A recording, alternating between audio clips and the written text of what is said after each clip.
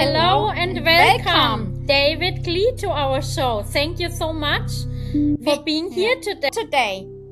Well, thank you for having me. You're welcome. Back in the 1950s, I was born almost 2 months premature. And back during those days, being born premature was almost like a death sentence. They really didn't have a whole lot of technology at that time to deal with that. But somehow I survived. But it left me with a lot of physical, internal and external deformities. So I had to deal with that. And one of the worst ones was atrial fibrillation of my heart, mitral valve prolapse, and the last thing, I was born and stayed very skinny. And the skinny part I've had pretty much my entire life. So anyway, I survived.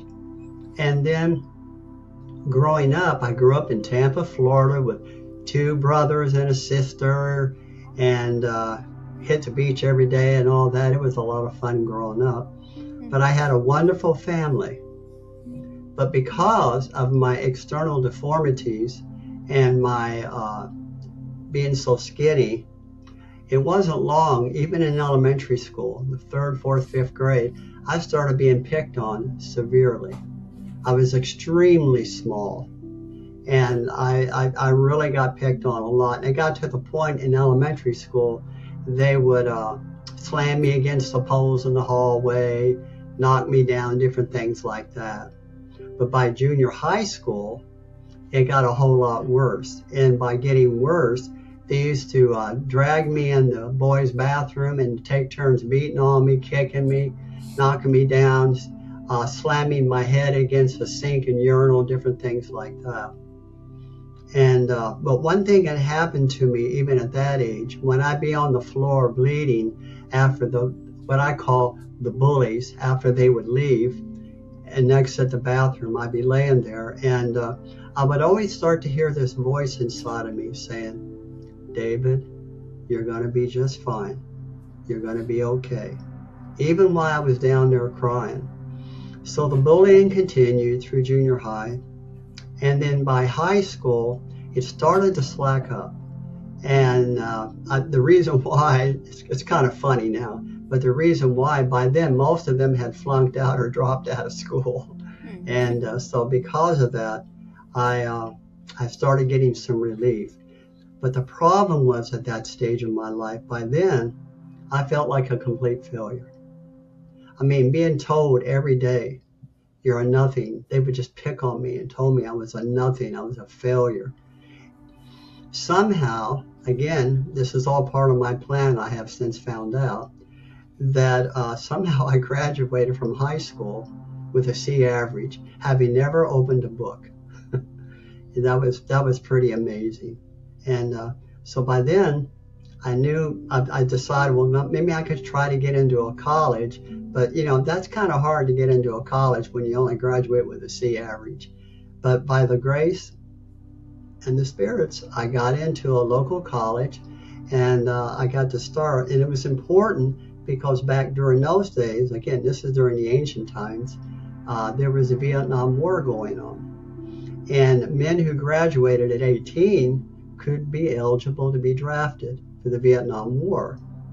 And I really wasn't too happy about being drafted because I was just 18. And so I went to college and I got accepted. And by being in college, I was being deferred until I graduated. So I started doing that. But at the same time, I wanted to get into professional music that had live entertainment back then. And by having live entertainment, it could be anything from a piano bar to multiple bands. So I was thinking, I want to try to really see if I can get in and do some of that. So I put together a little band. And within a year, I was playing full time in all the Tampa nightclubs. And we ended up playing in some of the top clubs in Tampa. So I thought, hot dog, I've died, gone to heaven. This is what I do the rest of my life.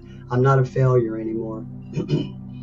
Well, in 1974, they had a recession. And a lot of the hotels didn't want to pay union wages for musicians. They wanted to bring the salaries back down. So anyway, I was looking for alternatives.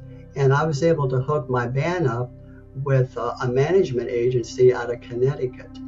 And so then we started touring the entire eastern portion of the United States. We played 37 states, Holiday Inns, Ramada Inns, you name it, we did them all. Pocono Mountains, we played Miami Beach, all the big hotels down there. Played cruise ships, that was a lot of fun. Got to go to the Bahamas, that was a blast. And I thought I was really happy. Well, by then I had married my precious little wife, and she was touring with us part-time. She might be singing in some of the groups I was in, and some of the groups she didn't sing, but she was always with me. And then, but I also picked up bass, electric bass, when I started these bands. So I auditioned for Razzie on electric bass. That's what he needed. And so he accepted me. And so for 2 years, I worked for him. And we toured, oh my goodness, the entire Southeast. Macon, Georgia was the home base, but we would tour the Southeast. And we'd either play gigantic country nightclubs and/or we would play these major bluegrass festivals in front of 5,000 and 10,000 and 20,000 people. Well, lo and behold, here I am at 28 and still touring, still doing this. I thought I was going to do this the rest of my life. And then my wisdom teeth came in. And my wisdom teeth, of course, you know, when they come in, they can hurt. So I knew it was time. So one of the members of the band knew of a local dentist in Macon that I could go to. So I set it up and went to him. When I walked in there, I found out, to my dismay, he wasn't going to put me to sleep. He said, no, I'll just give you a local anesthetic and we'll be good. And I started getting worried, like, I don't know about this. This is kind of unnerving, to say the least. So anyway, he gave me the local shots, and then he started working on my teeth. And then he discovered something. He found out my wisdom teeth, the roots, were hooked. They weren't straight, they were hooked. So he couldn't pull them out. And he would try with all his might. And I was holding my jaw because he was lifting me out of the chair. He was trying so hard. And he decided after a couple of minutes, well, that's not going to work. So then he got the bright idea. He went to his cabinet. He pulled out a dentist, chisel, and a hammer. Believe it or not, a chisel and a hammer. And when I saw that, I went, no. He went, yes. And then he told me to take my arm, put it under my chin like this to help the impacts. And lo and behold, he starts banging away on the teeth like that. Well, by now, the pain was excruciating. It was beyond pain. Even though I had a local shots, the pain was unbelievable. My whole body was screaming. So this went on for a couple of minutes. He got one tooth out, and he was working on another. And then all of a sudden, I felt this like a jolt of electricity. It just hit me completely. And then next thing I know, I was looking down at my body. And then I realized when I saw my body, I was up at the ceiling looking down at my body. And I was like, holy moly, what on earth? But the nice thing about it, when I was there, instantly I had no pain. There was no pain. It just, all of a sudden, I just had this relief, no pain. And then I started looking around, and I realized I could see beyond that one room. When I could see the dentist. The dentist was grabbing my arm and my face, and his hygienist helper, she was shaking me, slapping my face, doing all that, screaming at me, David, David, you know, all that kind of stuff. And then, but I noticed if I looked around down the hallway, it was like the building had no roof. I could just see all the rooms, and all the walls were like transparent. And I could see the receptionist there, and she had put her stuff down and stood up. She could hear the screaming, and she stood up looking at the surgery area, like what to do. So I saw that, and then I looked further, and I found my wife in the waiting room. She had been reading a magazine, and she finally put the magazine down when she heard the commotion, and she was looking like that, like, oh my goodness, what's going on? I found out later she was like 2 seconds away from running into the surgery room because she was really alarmed. But anyway, so there I am looking around, and then I'm looking down, and I finally realized that's me. But I was totally content here. I mean, there was no pain. It was calm. It was so peaceful. I've had people ask me if I felt like I had all this love. I didn't necessarily feel that, but I felt very peaceful, like I could stay there forever. That's what it felt like to me. Well, I don't know how long I was there. It felt like an eternity, and I was just basically hanging out, having, enjoying this. And the next thing I know, I felt this jolt again. I found myself back in my body. And like, oh my goodness, the pain. The pain was just beyond comprehension. It was horrible. And the hygienist, she'd been slapping me, and when she saw me take a breath, she finally quit slapping me. And then I could see the dentist when I opened my eyes, and he looked up, and I just saw this gigantic relief from him. Like, oh, he was finally relieved, bless his soul. And then he tried to take out the third tooth, and he had hit it enough. He finally got it worked out. And then he and I looked at each other. The fourth tooth he hadn't touched. And we decided, no, we're not going to go there. We're not going to touch that fourth tooth. So to this day, I still have that fourth tooth. It's been very good to me. I'm not arguing about it. So anyway, after that, right before we left, he conferred in me that, David, I couldn't find a pulse for several minutes. And then all of a sudden you're back. He couldn't explain it. And so my wife by then had come in, and she had to drive us back to the hotel. So she did that. And I was supposed to work that night at the club with Razzie in the group. So she had to drive me to the club, and I was going to try to play.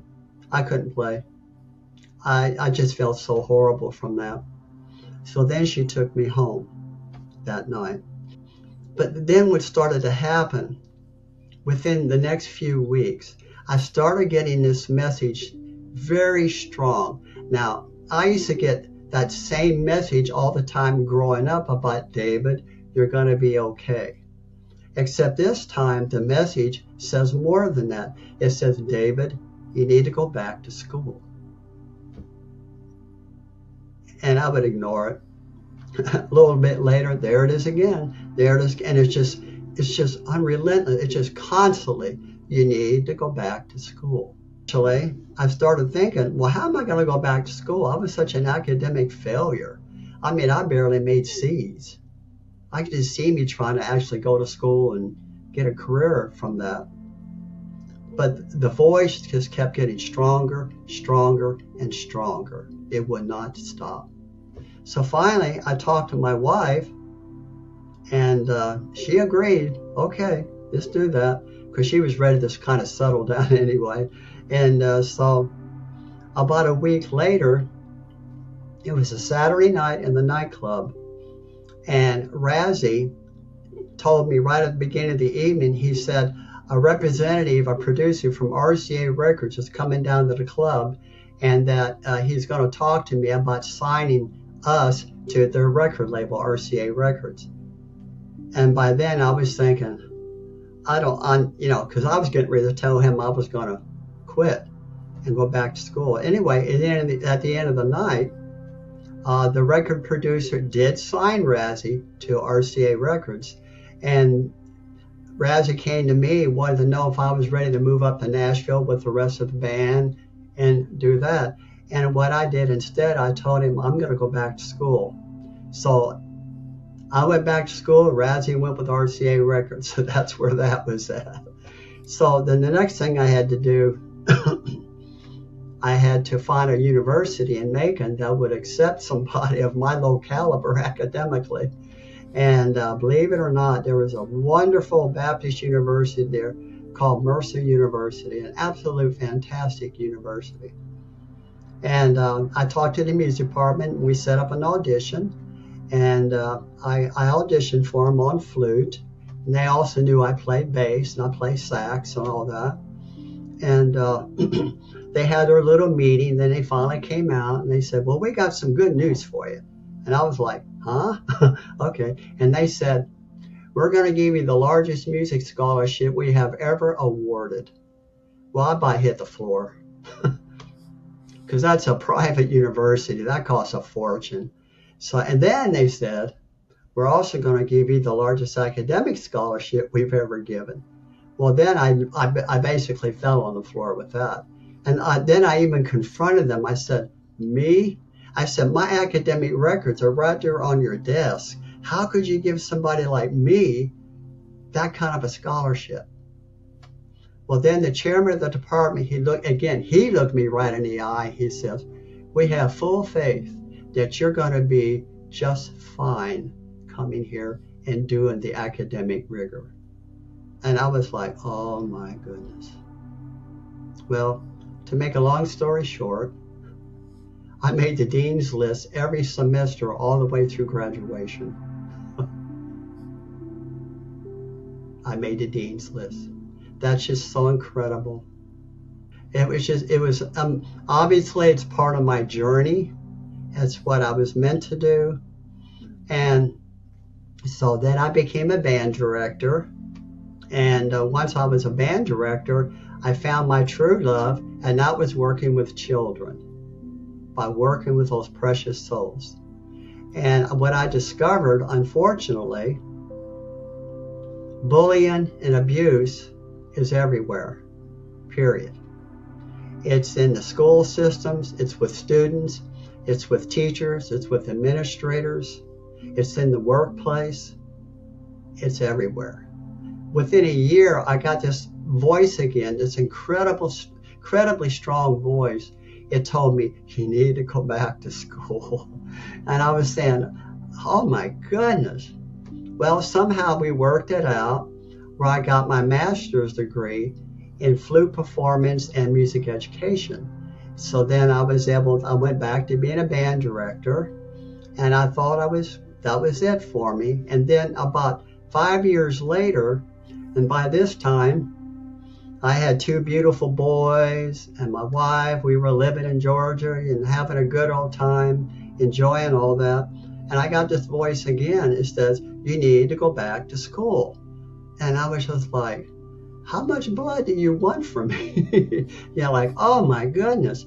Well, the voice it just kept pressuring me and pressuring me and pressuring me to go back.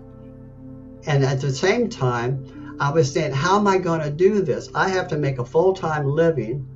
I have to, do this, do that, and do that. While I'm in school full-time, I have this beautiful family. How am I going to do this? And the voice kept saying, you'll be just fine. So I auditioned at the University of Georgia, and I got accepted to do a Doctor of Musical Arts degree in flute performance. And so then I had to figure out a way, because the university was 2.5 hours away from my home. So how am I going to go to school all week and still make a full-time living? Well, fortunately, I had a real small private teaching studio in my house. I had about 10, 12 students. And that was just some side income, again, a way to help future flute players.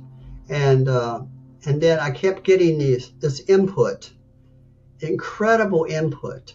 All these things, try this, do that. You can tweak this on how to build that flute studio and how to get this other kinds of employment. Well, I started using all that, and within a month or so, I had a flute studio of something like 45 students, more than enough for a full-time living. And then I started getting music jobs I was a member of the Macon Musicians Union, the Atlanta Union. So I started getting contacts to get all these different music jobs to enhance my income. So I would basically leave home on Monday morning about 4 in the morning, drive up to Athens, Georgia, and I would go to school all week. Friday afternoon, I would come home and teach 45 to 50 students between Friday evening and Sunday night. And I did that very successfully. I had a great studio. And then within a few months of that, I got asked at 2 different colleges locally if I could teach part-time in there during the week. So in between classes, I teach at the different colleges, and then on the weekends, I would teach in my home. And in between that, if I got music jobs, either in Atlanta or Macon, I would go down and do those jobs. So between all of that, and yet somehow I still maintained an A average on my doctorate degree, all from this kid who thought he was going to be an academic failure for his whole life. I know during this time, while I was still a band director, my heart would go in and out of arrhythmia. It started with the dentist's office. What I didn't know I had, my heart, it's one of those conditions where it can actually stop under stress, stop functioning. It just shuts off. And then after a few minutes, it can restart itself. And what happened back then when I had the first one, when I had the second one, which I'll bring up right now, the doctor, he said, well, there's no such thing. You know, when you're dead, you're dead. Well, they have since learned that, yes, you can come back. So anyway, my second one happened where, you know, my heart would go in and out of arrhythmia for several hours, and then it might just stop. Well, during one of those moments, my heart was in and out of arrhythmia, and then it went into full arrhythmia. And so then my wife would call 911. They'd rush me to the hospital, and they'd run me up to the cardiac unit, wire me all up. I'm wired up, can't leave the bed, can't move, can't do anything. And my kind of arrhythmia is so bad, it beats over 200 beats a minute. And I can't do anything but lay in a bed. I can't sit up, I can't walk, I can't function. It's so bad. And it's very deadly because of the fact I could have a stroke at any minute. So they have to keep me drugged, blood thinners, and keep me in the bed and all that kind of stuff. So here I was in the hospital, wired up in Macon, and then my heart stops. This time I was all wired up, but my heart stopped. And next thing I know, again, I got this jolt, felt like electricity, and then I realized I was in this void. It was just like a kind of a dark void. It looked like maybe smoke kind of circling around in this dark void, and I was just there. I really couldn't see myself. I could just see. And I was there for several minutes and just looking around. And again, I was perfectly content. I could have stayed there forever. It was very, very peaceful. And then after just, I don't know, minutes, my heart started back up. Next thing I know, I was back in my body, and I opened my eyes in the cardiac unit at the hospital, and I could hear the bells going on, sirens, all that happens when a person codes blue. And the doctors had been rushing in and all that, just ready to put the paddle on me when I came to. And it was like, okay, here I am again. It was like I've done this before or something. I felt like I was home. So anyway, and then, you know, after a few days or weeks, my heart would go back in a normal arrhythmia, and I'd go back to work. The problem with the heart condition, it would deplete me physically so bad. It would take months for me to recuperate physically to where I felt like I was back to normal. And then after 6 months, another year, the heart would do it again. Well, this went on and on until eventually I had my third heart NDE. And by then I was in my early 50s. And by then I was teaching at Buena Vista University in Iowa. And I was there for 20 years till I retired in 2001. And so I would teach there, and we had a nice home and everything. And anyway, my heart started doing the same thing in and out. And then I found myself trying to function in and out around the house. The next thing I know, I collapsed, and my wife heard me hit the floor. So she called 911 again. And then here I am again. I'm in this void. And this void was very similar to my second NDE void. It was dark, again, with this kind of smoke swirling around. And I was there for several minutes again. And I think the first words I said was, "Oh, here I am again." I'm back. And it just felt like I'd come home. It was very comfortable, comforting. And I felt really, really good about it. And then after a few minutes, I was back in my body. Probably would have the cardio version in the next few days. But this time was different. I mean, here I've been dealing with this for 30 plus years. And I was just so tired. I was tired of it. I was tired of living my life like this. I was just so tired. So I reached out to God. I said, "God, I can't handle this anymore." And I just held my hands up and looked up at him. I said, "This is in your hands. I cannot handle this anymore." And then I felt this peace over me. You know, like, yes, I'm not in control. I'm just not in control. And I felt peaceful. Believe it or not, the next day, my heart reset itself to normal rhythm. And that's the last time I've ever been in arrhythmia. God works miracles. That is a lovely story. We really enjoyed it. And just for someone who is afraid of dying, what would you tell them? First of all, there is no death. There is no death. You just transition. You just transition. We are all part of the greater being. We just transition. We do not die. We are internal. I should say eternal. I'll get it out right. Not everyone experienced that much of the heavenly round. God's been with me my entire life. I've had a handful of incidents where he directly intervened. Usually on a Saturday night, and I was driving back, and it was about 4:30 in the morning, you know, and I'm very tired, but I thought I could handle it, you know, and I've been very, very tired. Sure enough, coming through this one small town, I fell asleep. Yeah, I just flat out fell asleep. I mean, nobody's Superman. So I fell asleep, and then here I am asleep. All of a sudden, somebody grabbed my left shoulder so hard and jerked me and said, "David, wake up." And of course, I woke right up. And the next thing I know, I'm 20 feet from a department store window.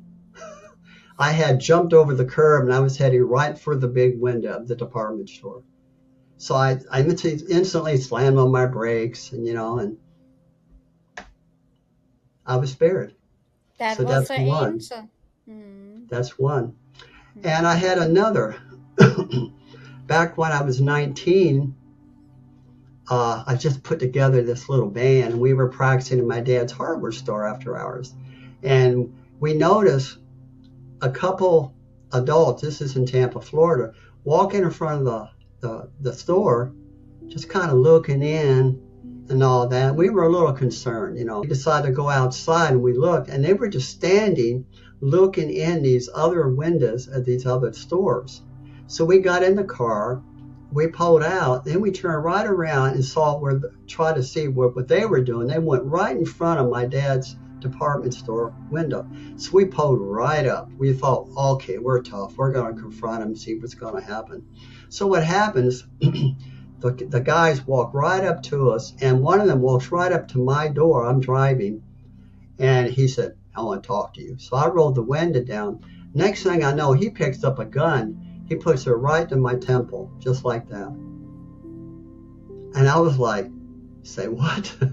and then he says, I want all your money. And I said, hey, do we look like we have any money? We're kids. And he said, I want your money. And then the problem was in the back seat where our drummer, he kept saying, oh, he's bluffing. That's not a real gun. And then sure enough, he raises the gun, he fires it right there. Then he puts it right back to my temple. And it was hot from having just fired the gun. And I realized that's a real gun, you know. But what's interesting about this, I felt completely calm. I just felt, I'm going to be okay. There's that phrase again, I'm going to be okay. And then the other two guys with him, they were looking nervous. And they finally hollered the guy who had the gun to my head and said, hey, we need to leave. So we called the police, and it probably wasn't a minute. There must have been 25 deputy sheriffs, state troopers. They all converged right there. And to make a long story short, they had been looking for these guys. They had been looking for them. And they said that in another town near where we lived, they had just robbed a 7-Eleven store and killed the person inside. And the guys, the deputy sheriff said, I cannot imagine why they did not shoot you. He was amazed. The last one I had is wild, whether you can believe this or not. I was up in Georgia, and I was a guest soloist with the Mercer University Wind Ensemble. This is long after I graduated, and I was on the faculty then teaching. And they had me want to be a guest soloist. So I was supposed to perform with the University Wind Ensemble on a particular day. And so I loaded up my car, and my two sons and my wife and my mother-in-law, who we now were taking care of. We had them all in the car. We drove up to Macon. As soon as we got off the interstate, the car died. It just flat out died. So it died. And then, okay, what are we going to do? I'm about 15 miles from the Grand Opera House where I'm supposed to perform. I was supposed to have a dress rehearsal in about 15 minutes. How am I going to do this? And all of a sudden, out of nowhere, now we're on the wrong side of the railroad tracks in Macon, Georgia, and this bright gold-colored Mercedes pulls up. And there's this very petite lady in it driving. She rolls the window. Drives right up beside me, because I'm standing right on the curb. And she looks right at me. She says, do you need a ride? And then I looked at my wife. I looked at my kids. And they all said, take it there. So I hopped in the car with this lady, and she immediately takes me to the Grand Opera House. And I tried talking to her. She would not say a word. She didn't smile. She was absolutely expressionless. There was nothing there. And she took me. I got out of the car. I thanked her. She took straight off. And before I could even see her get away, the car was gone. I cannot explain that. It disappeared. Yeah. Yeah, it was an angel. You had many encounters with the angels. That's a blessing. I know. I know now. I have been very blessed with my life. I live a wonderful life now. I feel like my childhood, the brutalness of my childhood, enabled me to help all these children that I taught over the last 40 years. It really helped me to understand them.